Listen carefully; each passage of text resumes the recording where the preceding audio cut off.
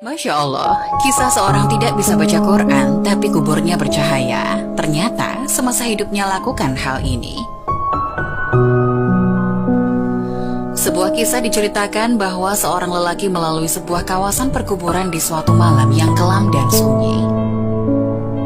Tiba-tiba, dia terpandang suatu cahaya yang terang benderang muncul dari sebuah kubur dan terus menculang ke langit. Tertegun dan kaku melihat kejadian itu, dia terfikir kemungkinan kubur ini adalah kubur seseorang yang sangat istimewa. Mungkin ia seorang wali Allah, atau ulama, atau orang soleh yang istimewa kedudukannya di sisi Allah.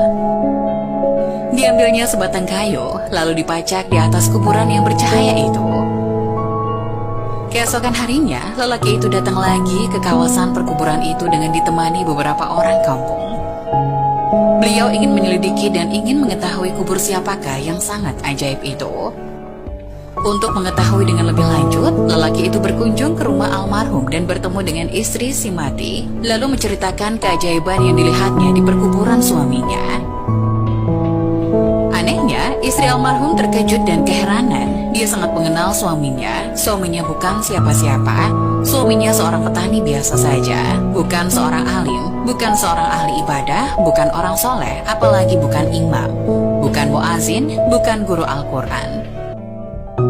Malah suaminya tidak pandai membaca Quran, dan dia tidak pernah mendengar suaminya membaca Quran.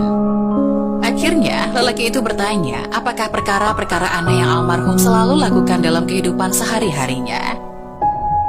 Akhirnya istri almarhum teringat sesuatu perkara yang selalu dilakukan oleh sang suami.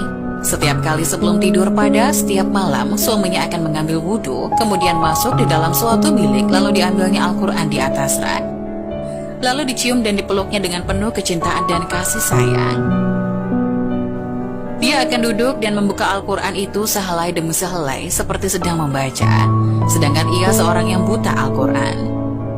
Dia akan meraba-raba ayat Al-Quran itu dengan tangannya, seolah-olah sedang menyentuhnya dan membelai sesuatu yang sangat dikasihi. Tambah istri almarhum lagi, dia pernah mendengar rintihan dan esakan tangis suaminya yang sangat sedih mendayu-dayu dengan penuh penyesalan. Tuhanku, ampunkanlah aku karena aku tidak mampu membaca kalimat-kalimatku ini. Janganlah engkau hukum aku di atas kebodohanku ini, ya Allah. Maafkan kesalahanku, aku tidak mampu membaca kalimat-kalimatmu. Aku tidak dapat bersahabat denganmu, aku tidak dapat memahamimu, tapi aku sangat mengasihimu, aku sangat mencintaimu. Wahai kalamullah, janganlah engkau mendakwa aku, jangan engkau menuduh aku di hadapan Allah di akhirat nanti. Lelaki itu meminta untuk melihat Al-Quran kesayangan suaminya itu benar dan sangat mengharukan apabila dia melihat naskah yang mulia itu kelihatan lusuh. Helaian-helaian kelihatan selalu dibuka berkali-kali dan ada bekas-bekas air mata di kertasnya.